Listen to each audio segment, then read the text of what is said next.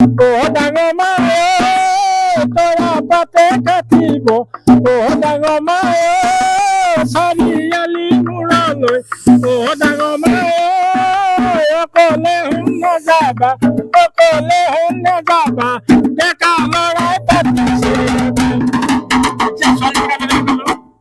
ছোৱালীজনীক আমি ধুনীয়াকৈ সেই কথা ক'লো আৰু যেনে এতিয়া নাচনীজনীক আমি কি বুলি ক'ম এইজনী কাৰ ঘৰৰ ছোৱালী ভাত খাই একেৰে দালি গাজালি নেখাব কিয় আইতা আইতা গাভৰু ছোৱালী হাতত গামখাৰু দেখিবলৈ দাগি ডিঙিত দিবনি দেখিব নোহোনি আইতা আইতা গাভৰু ছোৱালী তাই লীলালি চেনাইলো লীলালি চেনাইলো যাই খুটি যাই পল হাত খুটি চাউথ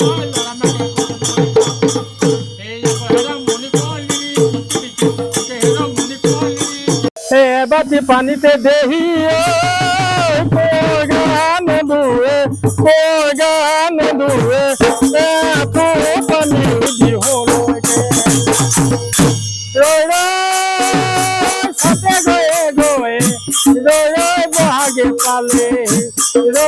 বহাগে পালে ফুনিলে বেবেলি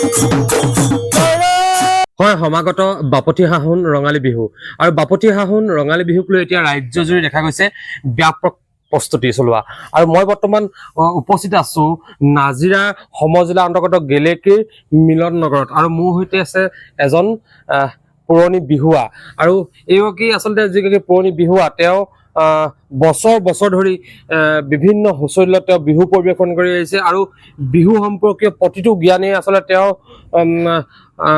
অতি সুন্দৰকৈ তেওঁ বিশ্লেষণ কৰিছে বুলি ক'ব লাগিব আৰু আমি পোনে পোনে মোৰ সতীৰ্থক কেমেৰাচক দেখাবলৈ কৰিছো এয়া হৈছে ডিম্বেশ্বৰ মৰাণ গেলেকী যি মিলন নগৰৰ বাসিন্দা ডিম্বেশ্বৰ মৰাণ আৰু তেওঁ অতি আচলতে যিসমূহ আচলতে পুৰণিকলীয়া বিহু সেই বিহুসমূহ আচলতে সুন্দৰকৈ তেওঁ পৰিৱেশন কৰিছে বুলি এই মুহূৰ্তত ক'ব লাগিব আমি পোনে পোনে তেওঁৰ ওচৰত যাম পোনপ্ৰথমে আপোনাক ND24 জৰিয়তে আপোনাক স্বাগতম জনাইছো যিহেতু আপুনি অতি পুৰণিকলীয়া যিসমূহ বিহু আপুনি বিহুসমূহ পৰিৱেশন কৰিছে আৰু এতিয়া বাপতি সাহোন ৰঙালী বিহু এতিয়া সমাগত তেনেস্থলত আপুনি আচলতে আমি দেখিবলৈ পাইছো আপুনি প্ৰস্তুতি চলাই আছে আগন্তুক বাপতি সাহোন ৰঙালী বিহুৰ বাবে পোনপ্ৰথমেই আপোনাৰ কণ্ঠত যিসমূহ পুৰণিকলীয়া বিহু আমি পুৰণিকলীয়া বিহু শুনিম ধন্যবাদ প্ৰথমে আপোনালোকক 24 নিউজক আপোনালোকৰ ধন্যবাদ জনোৱাৰ লগতে আপোনালোকৰ পৰিয়াললৈ আমি ধন্যবাদ জ্ঞাপন কৰিছোঁ আজি আপোনালোকে আমাৰ ওচৰলৈ আহিব অহাৰ বাবে আমি ধন্যবাদ জ্ঞাপন কৰিছোঁ যে পুৰণিকলীয়া বিহু কিছুমান আছে যিখিনি আজি যুগত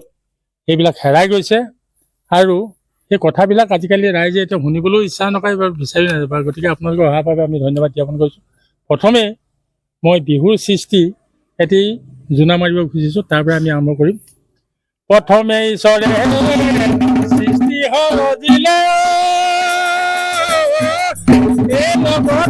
দিলে জীৱ লগত দিলে জীৱ হেনো জনিচৰে বিহু দিলে আমি বান কৰি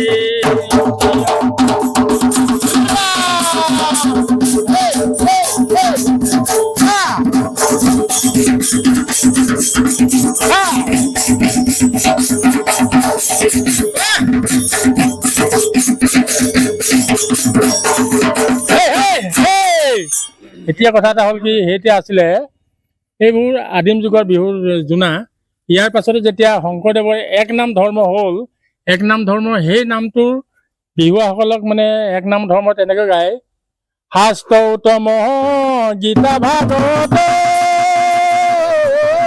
এ ধৰ্ম তম নাম দেৱলো তম দৈৱকী নন্দন চৰণ স্বৰূপ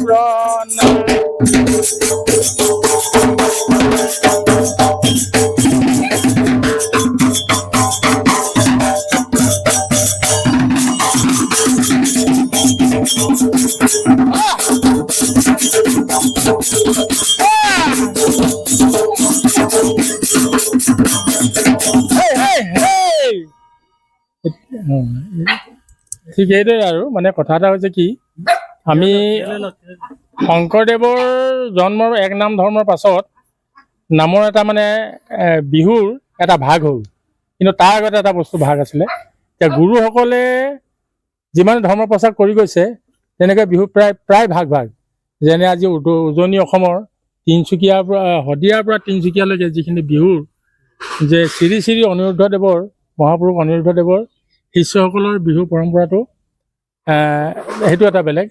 আৰু শংকৰদেৱৰ পাছত সুৰ লহৰখিনি কাহিনীখিনি একেখিনিয়ে, কিন্তু সুৰ লহৰখিনি অলপ বেলেগ সেইকাৰণে এতিয়া হ'ল প্ৰথমে ঈশ্বৰে সৃষ্টি হৈ ৰজিলে, সেইটো হ'ল প্ৰকৃততে আগৰ পূজা নীতি যিটো চলি আছিলে সেইবিলাকত গাইছিলে। কিন্তু সেইটো শংকৰদেৱে গাইছিলে কি শাস্ত্ৰ উত্তম গীতা ভাগৱত, সেইটো নহয়। তাৰমানে তেওঁৰ মতে শাস্ত্ৰ উত্তম গীতা ভাগৱত, ধৰ্ম উত্তম নাম দেৱৰ উত্তম দৈৱকী নন্দন চৰণত কৰ্পূৰ নাম, ঠিক তেনেকৈ এটা গায়। এতিয়া আগতে আছিলে এ মাগুৰী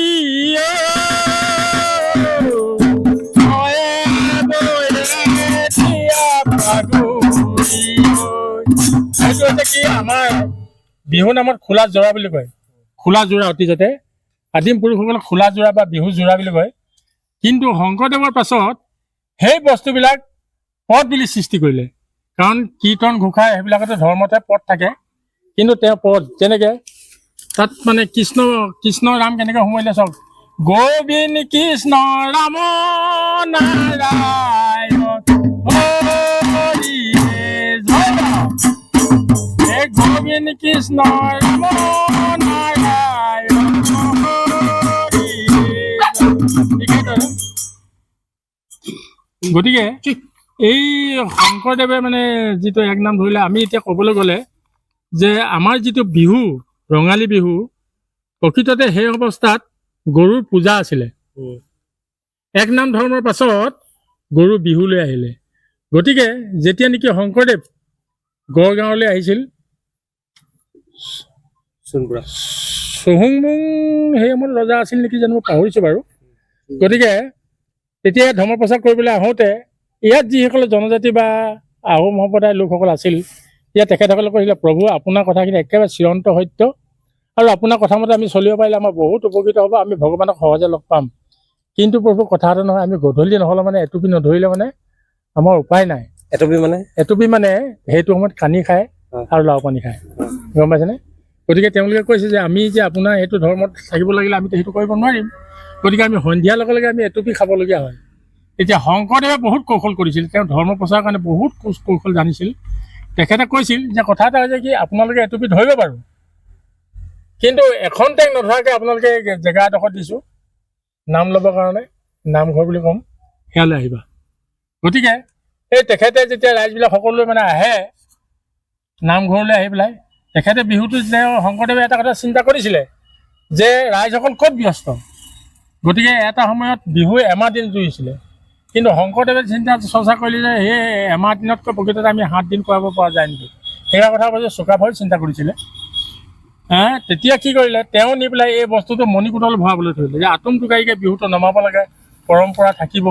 সেইকাৰণে এতিয়া আমাৰ সমাজত চতৰ দুমাহীত যে মণিকূটৰ পৰা বিহু নমোৱা বুলি কয়, বিহু উলিওৱা বুলি কয়, গম পাইছেনে? আগতে সেইটো নাছিলে, কিন্তু তেখেতসকলে শংকৰদেৱৰ আগত গছ তলত মানে পূজা কৰি লৈছিলে, হাঁহ কুকুৰা বলি দিছিলে, চেমান ডাঙৰীয়া শিৱক বেছিকৈ পূজা কৰিছিলে। কৰি পেলাই এই গৰুৰ যিটো যে খেতিৰ দিনত যেনে অপায় অমংগল নহ'বৰ কাৰণে প্ৰকৃততে গৰুক পূজা কৰিছিলে। কেনেকৈ? প্ৰথমে মাহ হালধিৰে গা ধুৱাইছিলে। মাহ হালধি গা ধোৱাৰ অৰ্থটো আছিলে কি, যে যদি বছৰেকৰ মূৰত মাহ হালধিৰে গা ধুৱাওঁ তেতিয়া খেতিৰ অৱস্থাত মোৰ গৰুকেইটা বসন্ত ৰোগ নহ'ব। আপুনি মানে যিখিনি কথা ক'লে আচলতে তেনেকৈ আছিলে যি আমাৰ যি বাপতি এখন ৰঙালী বিহু, সেই ৰঙালী বিহুৰ মানে সৃষ্টি হৈছিলে নে কি কয়? ঠিক তেনেকৈ এতিয়া বিহুটো আমি এতিয়া গৰুৰ বিষয়ে এতিয়া আমি ক'বলৈ গৈছোঁ নহয়, লাও খাই বেঙেনা খাই এইটো দিয়ে, তাৰপিছত ফুট দিয়ে, ফুট দিয়াৰ লগে লগে এই বিহুটোৰ সম্পৰ্কটো কি হয়, গৰুখিনি যাতে অপায় মংগল নহ'বৰ কাৰণে গোহালিত আনি ফুট দিয়ে।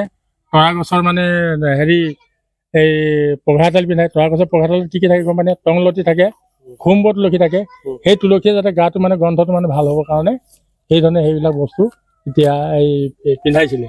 এইখিনি আপোনাৰ আৰু এটা প্ৰশ্নটো, বৰ্তমান দেখা যায় আচলতে বিহু আচলতে বিতৰ্কৰ এতিয়া মূল কাৰণ হৈ পৰিছে বুলি ক'লে মুহূৰ্তত, বৰ্তমান এইকেইটা দিনত বিশেষকৈ এই আচলতে এই বিতৰ্কৰ মূল কাৰণ আপুনি কি বুলি ভাবে? বিতৰ্কটো এইটো বৰ ডাঙৰ প্ৰশ্ন কৰিলে, এইটো খুব ভাল প্ৰশ্ন। আজিৰ যুগত এইটো কথা জানিবলগীয়া হৈছে যে ভিন ভিন পণ্ডিতৰ ভিন ভিন মত, কিন্তু প্ৰকৃততে বিহু উৎপত্তি ক'ত, স্থলটো আছিল ক'ত, সেই বিষয়টো নাজানে।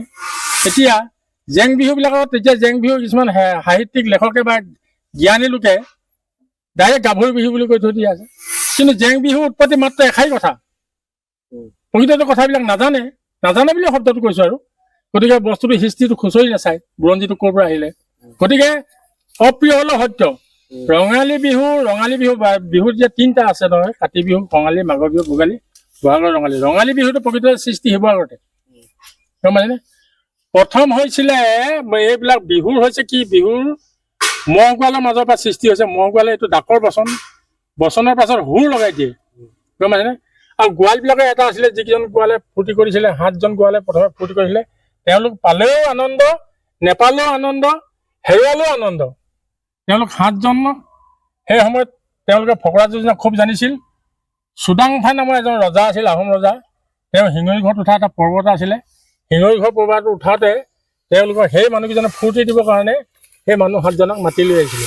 এতিয়া মই সেইটো এটা বিহু নামৰ হেৰি বিহুত এটা গাই দিছোঁ। বিতৰ্কৰ মূল কাৰণ আপোনাৰ মতে কি? বিতৰ্কৰ মূল মই এটা ক'লো যে ভিন ভিন পণ্ডিতৰ ভিন ভিন মত, কোনোবাই সঁচা কথা এটা কয়, কোনোবাই মিছা কথা এটা কয়। গতিকে ভিন ভিন মানে বস্তু হৈ গৈছে। গতিকে এতিয়া যেনেকে মই ক'লো যে প্ৰকৃততে জেং বিহুটো জেং বিহু হ'লে তাত গাভৰু বিহু বুলি ৰহণ শনাব নালাগে, সেইটোতে বিতৰ্কতা আহিছে। কাৰণ এটা সময়ত প্ৰায় 2050 চনলৈকে মহিলাসকলক বাহিৰলৈ, ছোৱালীবিলাকক বাহিৰলৈ ওলাবলৈ নিদিয়ে।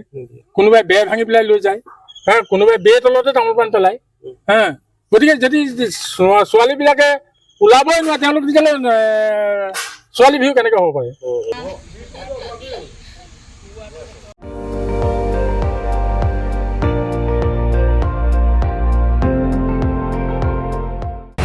আপুনি চাই আছে ND24, সৰ্বশ্ৰেষ্ঠ নহয়, সৰ্বোত্তমৰ দৌৰ।